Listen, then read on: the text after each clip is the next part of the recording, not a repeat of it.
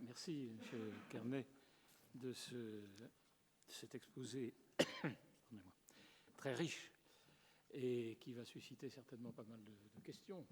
Il soulève pas mal d'interrogations. Il a le mérite déjà d'être très net sur la conclusion, qui est assez négative sur la jurisprudence qui a été adoptée par la Commission sur la propriété, en tous les cas sur la définition de l'objet de la réparation. Me permettez-vous, avant de passer aux questions, juste trois observations personnelles, si c'est possible,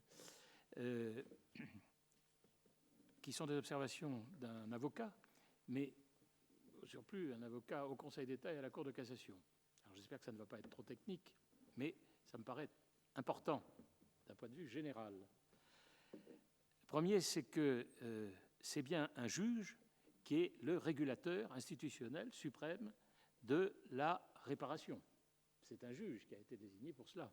On parlait de la mise en œuvre concrète, et là nous y sommes par le juge, parce qu'il peut y avoir des instances de conciliation, il peut y avoir des instances administratives, l'État peut lui-même faire varier des droits qui ne sont pas des secours en dehors de la loi, etc. Tout est possible. Mais là, dans un cadre législatif très précis, qui est celui de la loi de 1919 d'abord et de la loi de 1921, là nous y sommes quand même, cette fois, eh bien, il y a un juge qui est désigné. Et ce juge, c'est enfin, je vais revenir sur sa nature tout de suite après. D'abord, c'est d'un point de vue général, un juge administratif. Il y a, dans ce domaine de cette jurisprudence de guerre, une intervention de la Cour de cassation, je pense aux réquisitions par exemple, une partie des réquisitions, ou bien des échéances de naturalisation par exemple, d'autres, une intervention du juge judiciaire, qui a varié d'ailleurs dans le temps, entre 14 et 18. Mais on voit depuis, dès 1914, la volonté des pouvoirs publics, c'est-à-dire là, du Parlement et du gouvernement réunis, de donner une certaine primauté à la juridiction administrative. Alors vous en tirez les conclusions que vous voulez, et notamment au Conseil d'État, puisque nous y sommes ici. Alors on crée, alors d'abord en 1919, les décisions du tribunal des dommages de guerre sont soumises au Conseil d'État lui-même. C'est la loi de 1919. Et pour incompétence, excès de pouvoir ou violation de la loi, je vais revenir sur ce détail qui n'en est pas un. Mais en 1921, une nouvelle loi intervient, disant, article 14, il est institué, temporairement bien sûr, près le Conseil d'État, donc ça n'est pas le Conseil d'État, c'est une commission près le Conseil d'État et qui ne comprend pas que des membres du Conseil d'État. Une commission supérieure des dommages de guerre pour statuer sur les décisions des tribunaux de dommages de guerre. Une commission supérieure de dommages de guerre. Et on dit, pardonnez-moi, mais la loi ne dit pas commission supérieure de cassation des dommages de guerre. Oui, mais c'est même l'appellation de Wikipédia. Je ne veux pas faire un rapprochement qui serait disgracieux, mais enfin, c'est un fait. En tous les cas, la loi est la loi. Hein. Et la loi dit bien commission supérieure des dommages de guerre. Et des commentateurs, d'ailleurs même de l'époque, parlent d'un appel, pas d'un recours en cassation. Et l'article 17 de la loi de 1921 dit « Les affaires sont instruites et jugées comme les affaires de plein contentieux portées devant le Conseil d'État. » Alors là, on rentre dans la technique contentieuse, pardonnez-moi, et ça n'est pas de la cassation, là. C'est ce que l'on appelle le plein contentieux. Le plein contentieux, ça veut dire quoi? Non, c'est important pour savoir qui décide quoi. Parmi ces trois juridictions, là, la première, les commissions cantonales ne peuvent pas, à mon avis, être considérées comme une juridiction proprement parlée. C'est plutôt une instance de constatation des dommages et de conciliation. Et puis si ça échoue, on va devant le tribunal, ou si on n'est pas content, on va devant le tribunal, qui là est une juridiction puisqu'elle est soumise au contrôle de plein contentieux du Conseil d'État. Donc c'est une juridiction administrative, par le fait même qu'elle est soumise au contrôle du Conseil d'État. Eh bien, on vous parle de plein contentieux. Alors, et je vais en venir à ma question quand même, que je vais vous poser avant tout le monde, pardonnez-moi, sur ce problème technique.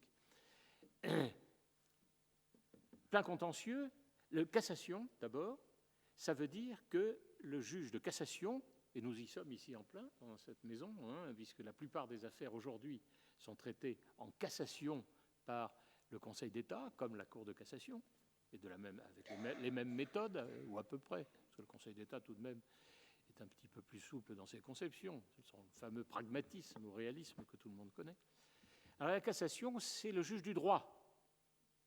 Le juge de cassation ne juge que le droit, les règles de droit. Et vous avez cité des tas d'exemples où c'est du droit, c'est-à-dire notamment la qualification juridique des faits. Tel immeuble, tel meuble, c'est ceci, c'est cela, etc. Enfin, presque tout ce que vous avez dit, c'est du droit. Voilà.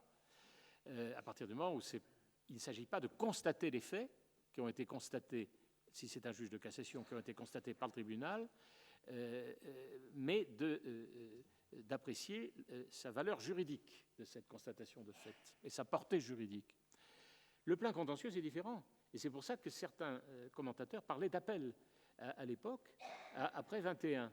Moi, j'ai lu ça, après 21, un appel. Parce que le plein contentieux, ça permet au juge, qui est le Conseil d'État est juge de plein contentieux, mais en général, à ce moment-là, en premier et dernier ressort d'ailleurs, pas plus qu'en appel, mais enfin, il veut être en appel aussi, ça peut arriver. Mais en tous les cas, c'est essentiellement en premier ressort, mais ici, ce n'est pas le cas. Mais plein contentieux, ça veut dire quand même qu'il pourrait modifier le quantum de l'indemnité qui a été fixé par le tribunal.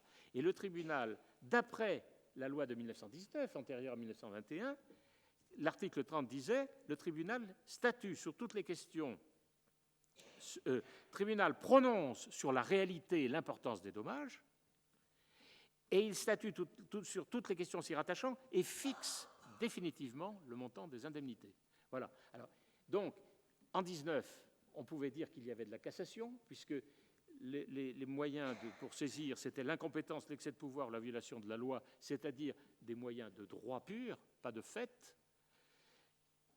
Et c'était le tribunal qui fixait définitivement le montant des indemnités. Maintenant, on vous dit, les affaires sont jugées par la commission comme des affaires de plein contentieux. Donc ça voudrait dire que la commission pouvait réduire ou augmenter ce qu'avait décidé le tribunal, contrairement à ce que disait la loi de 1919. Donc je pose cette question. Moi, je n'ai pas vu les archives que vous avez vues. Alors, est-ce que, si c'est un juge de cassation, il doit renvoyer au tribunal, évidemment, du deuxième degré? S'il n'est pas juge de cassation, il est juge de plein contentieux, donc du fait, donc il peut lui-même recalculer le montant. Qu'est-ce qui a été fait donc après 1921? Voilà la question. Alors, d'abord sur la réévaluation des montants des indemnités, du coup, la Commission supérieure la Commission supérieure des dommages de guerre a réévalué, mais pas a réévalué de manière ponctuelle des indemnités, les fixer dans son arrêt, la plupart du temps en reprenant les montants qui avaient été fixés préalablement, ou dans un autre type de cas, il renvoyait donc aux juridictions inférieures avec demande d'expertise, et c'était les juridictions inférieures qui du coup refixaient à leur échelle le montant des indemnités. La difficulté du vocabulaire, là, c'est vraiment lié, je pense, au statut spécial de cet organe particulier, puisqu'en vérité, il va faire des deux, il va faire de la cassation, même du coup, l'emploi par exemple, appel ou recours, le vocabulaire utilisé est celui du Conseil d'État, et on va parler de recours devant la Commission supérieure dans les arrêts. Donc, à l'époque, on ne parlait pas encore de cassation. La cassation s'est répandue assez récemment, après la réforme de 1987 et la création des cours administratifs d'appel. Enfin, ça, c'est très, très technique. Non, ce que j'aurais voulu savoir, c'est s'il y avait des cas où cette commission avait vraiment statué comme juge de plein contentieux, c'est la formule technique du Conseil d'État, sans le dire. Il n'emploie pas, ça c'est des formules qui sont employées couramment aujourd'hui, mais pas par le juge lui-même. Est-ce qu'il y a eu des cas où il a réévalué l'indemnité dans un sens ou dans un autre? Mais réévaluer vraiment, c'est-à-dire non pas en disant ça c'est trop, ça c'est pas assez, mais parce que oui, en fixant dans l'arrêt, voilà, voilà. Où le montant avait été abaissé initialement, où il a lui-même directement fixé l'indemnité à la réévaluer. Voilà. Je pense, je vous en remercie, je pense que c'est quand même intéressant. Alors qui renvoie, lorsqu'il est difficile de fixer le montant, et surtout lorsqu'il a annulé pour une erreur de droit, il est obligé de renvoyer parce qu'il faut une nouvelle expertise pour réévaluer. Voilà, hein. Donc lui, il ne va pas le faire. La commission, qui n'est pas le Conseil d'État, mais qui est proche du Conseil d'État, a les mêmes méthodes. Elle ne va pas réévaluer elle-même. Mais ça ne veut pas dire qu'elle est juge uniquement de cassation. Et donc, vous confirmez que dans certains cas, contrairement à ce qui ne lui était pas interdit par la loi de 1919, à partir de la loi de 1921, a pu se conduire comme un véritable juge. Je dis véritable parce que un véritable juge, le juge de cassation n'est pas un véritable juge finalement. Le véritable juge, c'est celui qui peut tout faire, hein, et y compris, spécialement ici, où il s'agit de fixer des indemnités. Donc cette commission a rempli son rôle totalement, ce qui montre quand même, me semble-t-il. Alors, vous avez critiqué ces méthodes, etc. Ça, c'est une chose, et heureusement qu'on peut le faire. Mais il demeure que cet échafaudage, cette pyramide de juridiction, de commission et de juridiction, était une garantie tout de même. Rien n'est parfait, nul n'est parfait, mais c'était quand même une garantie d'une bonne justice en la matière. Voilà. À partir du moment où c'était véritablement le dernier étage qui pouvait être décisionnel. Voilà, pardonnez-moi, j'ai été un peu long, ça vous paraît peut-être technique ou incompréhensible, excusez-moi si je n'ai pas été assez clair là-dessus, parce que c'est vraiment de la technique juridique, mais qui a son importance également politique et historique. Alors, une question ? Oui, moi, allez-y. Si, monsieur Vasseur. Allez-y. À Guillaume, est-ce que, enfin, on parle des années 20, j'ai entendu 26, et c'est vrai, ce sont des procédures qui prennent beaucoup de temps, et on parle de montants en francs. Mais comment est prise en compte la dépréciation monétaire? Parce que les montants nominaux ne veulent rien dire. Est-ce que les tribunaux des dommages de guerre et la commission supérieure prennent en compte ça?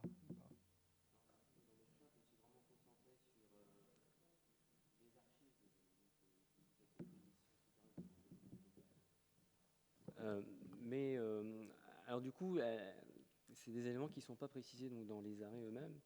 Je ne sais pas si comment est pris en compte, elle doit certainement l'être, mais comment est pris en compte de manière technique et d'un point de vue économique cette dépréciation du franc durant effectivement une période où la monnaie fluctue énormément en termes de valeur. Là, c'est une dimension plus économique que je n'ai pas encore explorée.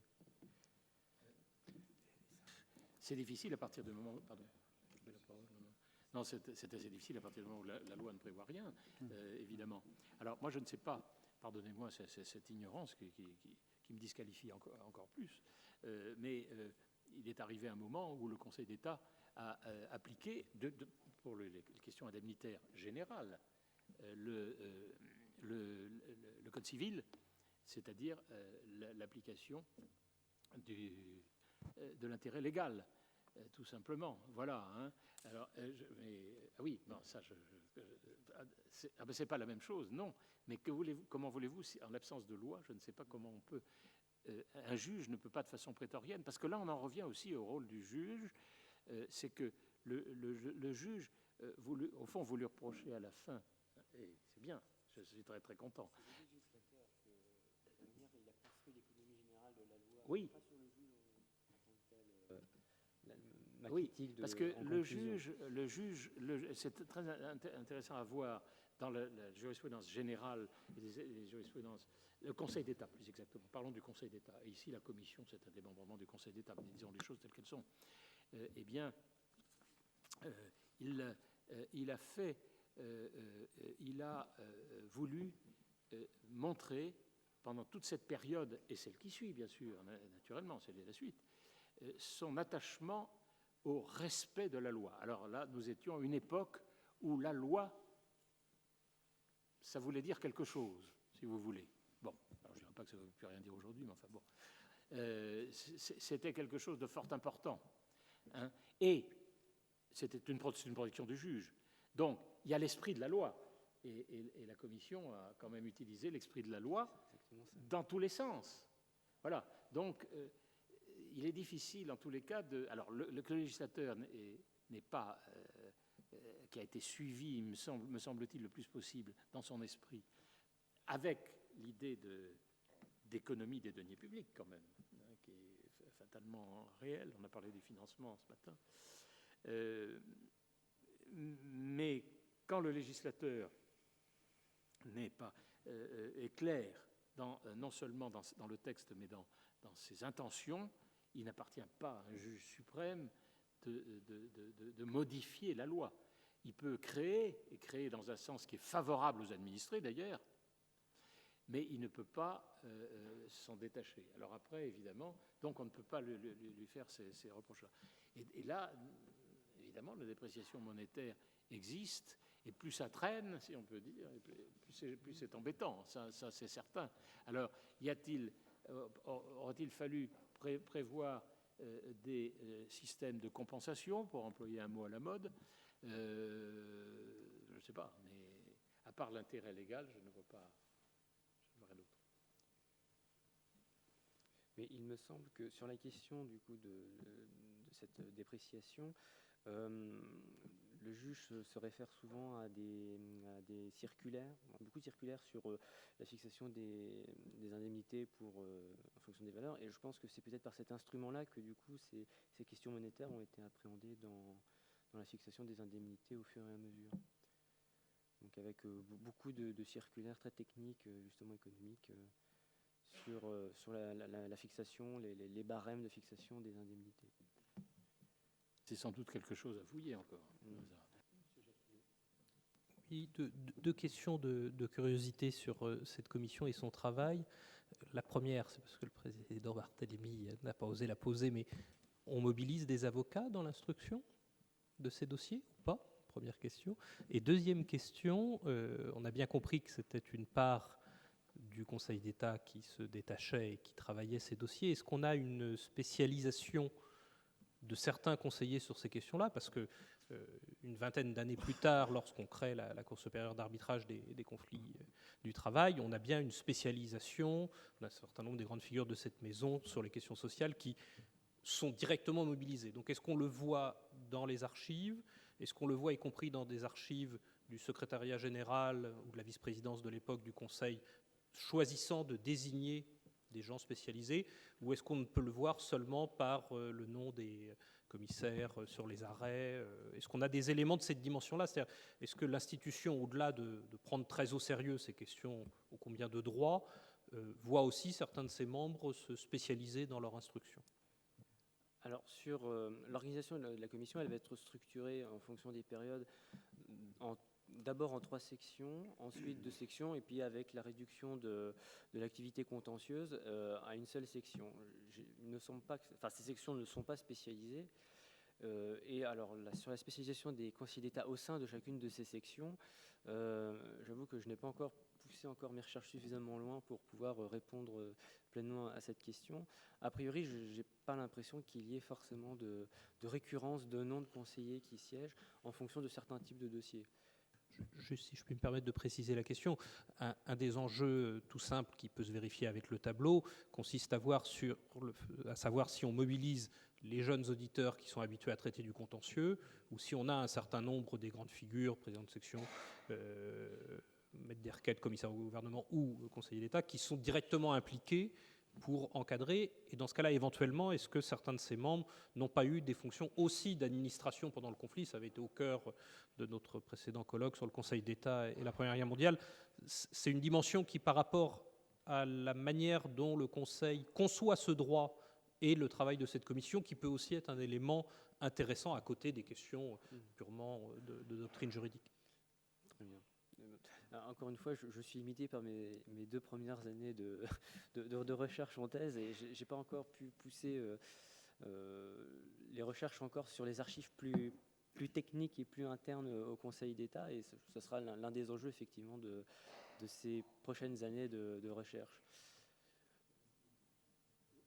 Un mot sur les avocats, puisque vous parlez d'eux. J'en profite. D'abord, il y a deux. Enfin, là, si je ne me trompe, la commission comportait 2 avocats au Conseil d'État, me semble-t-il, si je me souviens bien. Non. Je crois que si. Hein. Oui, si, non, mais c'est 2 anciens. Bon, voilà. Alors ça, c'est pas ces avocats-là auxquels vous pensiez. Mais la loi de 21 précise que le ministre, devant la commission, en tous les cas, alors devant le tribunal des dommages de guerre, évidemment, le droit à être assisté d'un avocat, c'est valable devant toute juridiction et devant même toute commission administrative. Enfin, on ne peut pas empêcher le ministère d'avocats aux cours et tribunaux, comme nous disons. Mais traditionnellement, devant le Conseil d'État et les organismes comme cette commission qui sont institués auprès du Conseil d'État, il y a très souvent un ministère obligatoire d'avocats au Conseil d'État, et spécialement en plein contentieux. Aujourd'hui, le plein contentieux qui est, disons, le contentieux indemnitaire, si vous voulez, hein, eh bien, c'est justement un contentieux, et le contentieux de cassation toujours. C'est évidemment le contentieux où il y a le ministère d'avocats au Conseil d'État obligatoire. Or, la loi de 1921 précise qu'il n'y a pas de ministère d'avocats au Conseil d'État obligatoire. La loi le précise même pour qu'il n'y ait pas d'ambiguïté. Et ça, c'est pour faciliter, je suppose, puisque c'est évidemment quelque chose qui se dit. Je ne vais pas partager cette opinion, que je ne trouve pas correcte, mais suivant lequel l'obligation du ministère d'avocats au Conseil d'État pourrait être un frein à saisir la commission. Voilà. C'est utile de le savoir pour cette raison-là.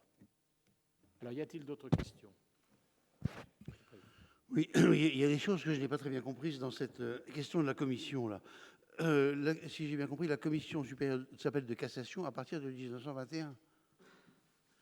Parce que si on s'en tient à ce que vous avez dit, ce n'est pas une commission de cassation. Ce n'est pas son nom, en tous les cas. Bon, alors si elle juge en plein contentieux, c'est-à-dire le contentieux des droits subjectifs, hein, si elle juge des décisions, elle juge des décisions administratives. Donc le Conseil d'État, il exerce une fonction administrative dans cette affaire-là. C'est traditionnel. Oui, mais moi, il faudrait qu'on m'explique, effectivement. Mais c'est pour ça qu'on parlait d'appel, c'est-à-dire que voilà. le Conseil d'État, la commission est considérée comme étant un deuxième juge qui juge comme le tribunal, finalement, voilà, si vous voulez, et qui juge effectivement. Mais là, il n'y a pas de décision administrative, puisque c'est en réalité... on juge l'indemnité, la réparation, finalement. C'est ça. C'est l'idée je ne sais pas si on a le droit de parler de droit, mais c'est le droit à la réparation, finalement, qui est un droit subjectif. Oui, c'est ça qui est jugé.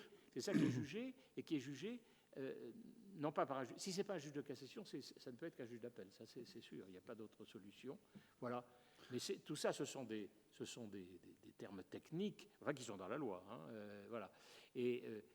Mais qui sont importants parce que grâce à cette modification entre la loi de 1919 et la loi de 1921, comme M. Carnet l'a confirmé, le Conseil d'État a pu intervenir dans la fixation des indemnités, alors même que normalement, enfin, d'après la loi de 1919, c'était définitivement que le tribunal des dommages de guerre statuait. Donc on a voulu, il y a une mutation qui évidemment n'est pas sans motif. C'est sans doute qu'on a voulu soumettre un peu plus les tribunaux des dommages de guerre à un contrôle qui soit par une institution, certes juridictionnelle, donc indépendante, mais quand même qui n'est pas proche du pouvoir, mais qui a une conception de l'intérêt général et des nécessités administratives que ne peut pas avoir un tribunal des dommages de guerre, qui est un tribunal créé dans chaque arrondissement, si je ne m'abuse. Hein.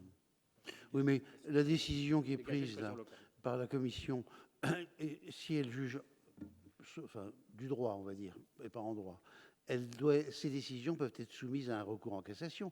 Le recours en cassation, le recours en droit, il est de droit commun.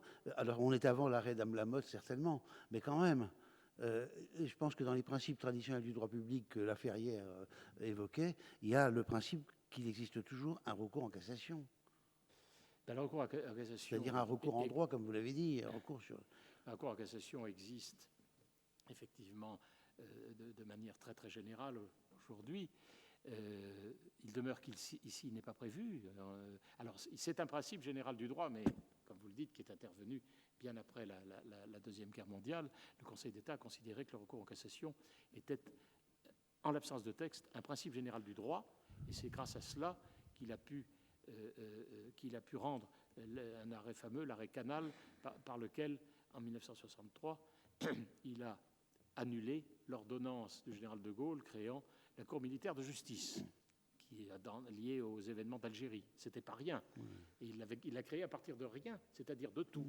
Le principe général du droit. Je dis rien parce qu'il n'y a pas de texte, mais voilà. Alors, donc, mais il n'empêche que il existe des décisions juridictionnelles. Alors, par exemple, dans l'appréciation de l'égalité, qu'est-ce qu'il y a où il n'y a pas...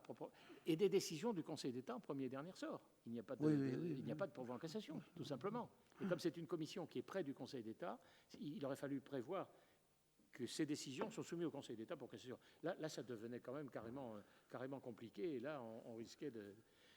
Mais pourquoi est-ce qu'on n'a pas confié au Conseil d'État cette mission de contrôle? Si on prend un autre exemple qui est plus récent, c'est celui de la commission spéciale de cassation des pensions qui a été supprimée.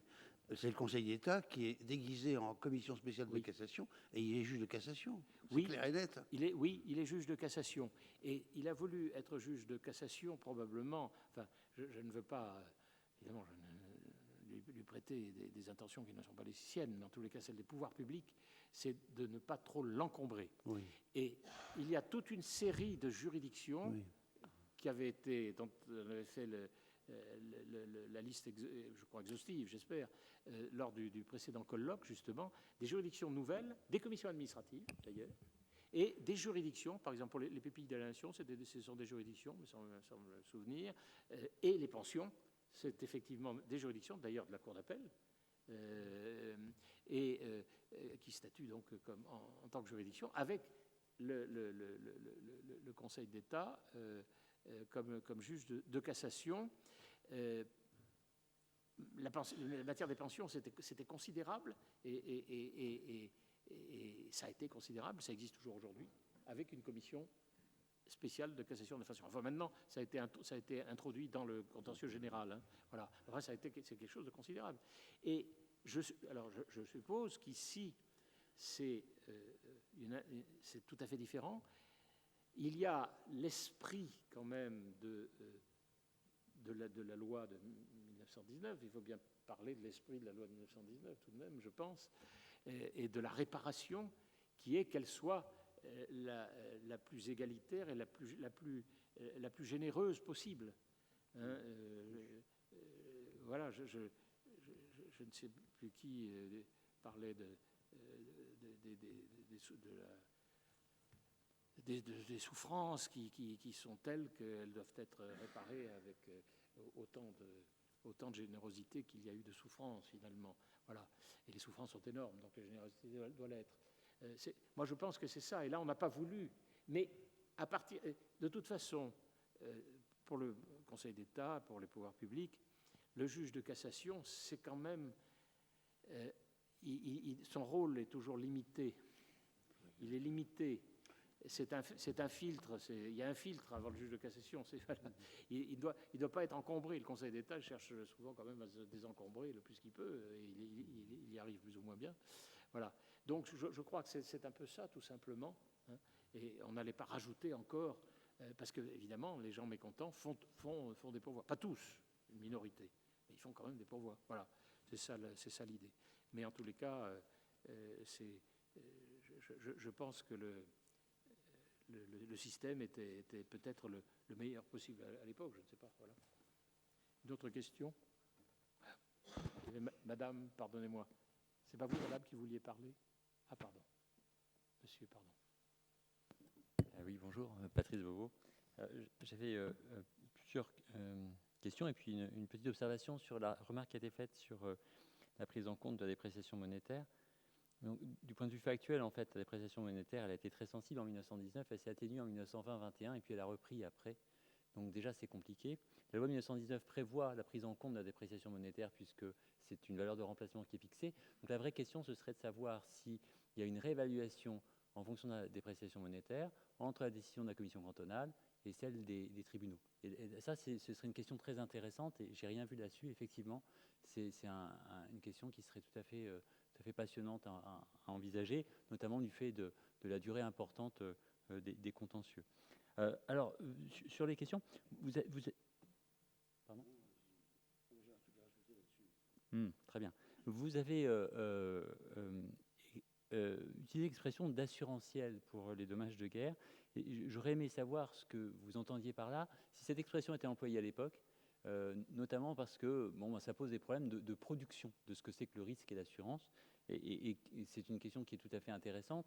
Et je ne sais pas si la logique de mise en œuvre des dommages de guerre ressortait d'une logique assurantielle ou d'une logique de mutualisation, finalement, d'un risque et au nom d'une solidarité nationale. Donc, mais si le terme a été employé à l'époque, je serais très intéressé à le savoir. Et d'autre part, dans ce que vous avez évoqué sur notamment le contentieux relatif aux entreprises, est-ce qu'il y a une problématique de distinction entre la notion d'établissement et celle d'entreprise qui est posée ou pas? Voilà.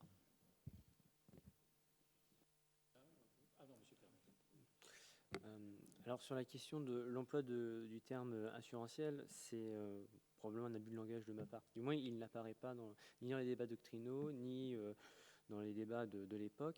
Donc ici, c'est parce que pour l'une des premières fois, la loi consacre l'emploi d'un mécanisme de fait générateur. Donc un dommage va créer par lui-même un droit à réparation, tout du moins pour réparer, comme on le disait, la perte de valeur subie par le fait de guerre. On ne parle pas là de la réparation intégrale, mais vraiment de la perte de la valeur subie par le...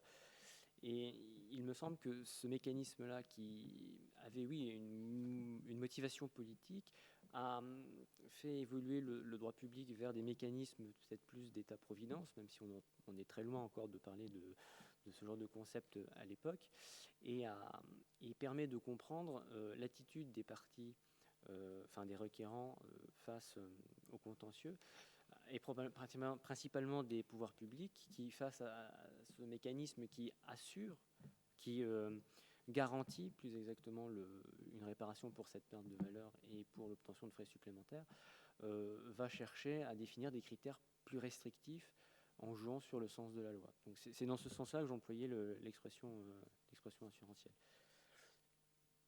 Ensuite, pourriez-vous me rappeler Oui, alors il ne me semble pas qu'il y ait une distinction particulière qui soit opérée entre. Tout du moins, quand je les ai employés, moi, dans mon développement, c'était pour reprendre les appellations qu'on retrouve dans les titres, dans les premières mentions, les mentions liminaires des arrêts rendus par la commission, où on va parler ou de société, ou d'entreprise, parfois de consorts, pour parler de groupement. Voilà, mais je n'ai pas l'impression qu'il y ait encore, au niveau du vocabulaire, un sens juridique particulier qui soit attaché dans cette jurisprudence. Juste sur ce point, en effet, dans tout ce qui concerne la contribution extraordinaire sur les bénéfices de guerre, on voit que les politiques et l'administration ont vraiment du mal à faire la différence et confondent vraiment entreprise et établissement, en fait. Après, dans les dommages de guerre, je ne sais pas. Mais... C'est dommage qu'il n'ait pas connu les communautés européennes, parce que tout est entreprise. Oui, peut-être un mot qui est aussi pour revenir sur la question initiale de Jean-Luc Mastin. Il me semble bien avoir vu dans certaines décisions, alors je ne sais plus si c'était des tribunaux, de la commission qui n'est pas de cassation, à la fois la question des frais supplémentaires, c'est-à-dire ce qui est pris en compte dès la loi de 1919 pour notamment inciter au remploi dont on parlait tout à l'heure. On indemnise la perte subie, mais qui est évaluée à l'époque soit au moment du dommage lui-même pendant la guerre, soit même avant à une date qui est fixée avant l'entrée en guerre. Mais cette somme, du fait de l'appréciation des prix, de la hausse des différents coûts de construction, etc., elle ne permet pas le remplacement ou la reconstruction. Donc elle est augmentée des frais supplémentaires. Mais alors là, je ne sais plus exactement par rapport à quelle est la date qui sert de pivot. On peut ajouter, quand la procédure s'étale, notamment les intérêts légaux que produit l'indemnité une fois qu'elle est délivrée, dès lors qu'elle n'a pas encore été versée ou qu'elle est encore, quand l'indemnité n'est versée pour diverses raisons, notamment de procédure, que quelques années plus tard, elle produit des intérêts à partir non pas du dommage, mais en tout cas je ne sais pas si c'est la décision de la commission de conciliation ou du tribunal. Ah voilà, ou peut-être à partir du 11 novembre, ouais. Ouais. Mais qui se cumulent en fait aux frais supplémentaires.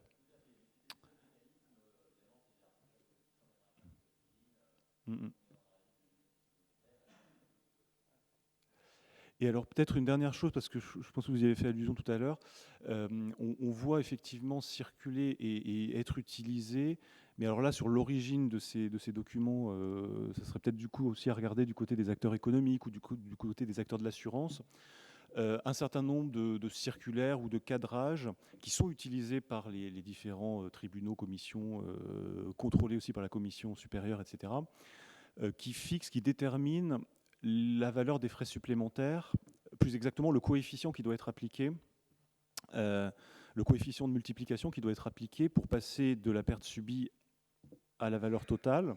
Et donc, par exemple, la perte subie est égale à 100, mais on va appliquer, selon la région et selon le bien ou le type de bien qui est détruit, on va appliquer un coefficient de 3, de 4 ou de 5 pour déterminer les frais supplémentaires. Je vais le dire très vite, mais à Paris, on va peut-être utiliser un coefficient de 5, alors que dans la Somme, ce sera un coefficient de 3,5.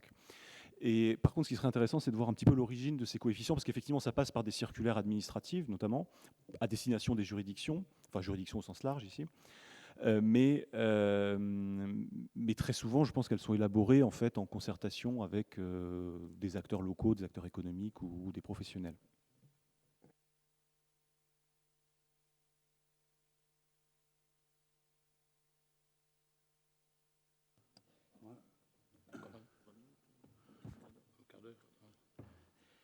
Bon. Ah, monsieur. Oui. Bon, et je crois que j'ai omis de me présenter les autres fois où je suis intervenu. François Collige, professeur de droit public. Oui, c'est une question qui est un peu différente de celle qui vient d'être évoquée. C'est en particulier sur la question des propositions qui ont été faites par le député donc Abel Ferry et ses amis d'engager ou de pouvoir mettre en cause, d'engager la responsabilité du commandement militaire en particulier. Voilà. Alors, moi, je ne sais pas comment ça peut s'organiser parce que normalement, ici, tout le monde est à peu près d'accord sur le fait que les opérations militaires, elles relèvent du pouvoir discrétionnaire du haut commandement, du pouvoir discrétionnaire des généraux. Les plans de campagne, c'est du pouvoir discrétionnaire. Alors, dans l'hypothèse où il y aurait effectivement la possibilité de mettre en cause leur responsabilité, qu'est-ce qu'il faudrait ? Il faudrait une erreur manifeste d'appréciation. On voit les tribunaux aller jauger, évaluer une erreur manifeste d'appréciation dans des plans de campagne. Ça me paraît assez, sinon illusoire, du moins très compliqué à mettre en œuvre. Alors j'ajouterais une chose, c'est que ça me paraît tout de même assez intéressant parce que je crois que c'est à propos de l'Afghanistan, des interventions des forces françaises en Afghanistan ou d'un autre problème récent. Il y a des familles qui ont voulu mettre en cause les décisions qui avaient été prises par l'autorité militaire sur le plan stratégique ou tactique sur le terrain. Alors je ne sais pas où ça en est, ce que ça donne, mais ce que ça va donner, à mon avis, ça n'ira pas très loin, mais sur le plan juridique, c'est très compliqué. Mais ça montre quand même qu'il y a tout de même un problème très très sérieux ici, très délicat, et qu'on peut se poser la question de savoir, à une époque où, comme ça a été déjà dit à plusieurs reprises, que tout devient de plus en plus justiciable, entraîne la responsabilité, on reconnaît de tous les côtés des droits divers à indemnisation ou à mise en jeu de la responsabilité. Comment est-ce que les choses ce seraient possibles? Donc c'est aussi un problème qui me paraît un peu d'actualité. Voilà. Merci beaucoup. Donc nous allons faire une pause. Je propose un quart d'heure, 15 minutes si ça vous convient. Le temps de changer la tribune. Merci, à tout à l'heure.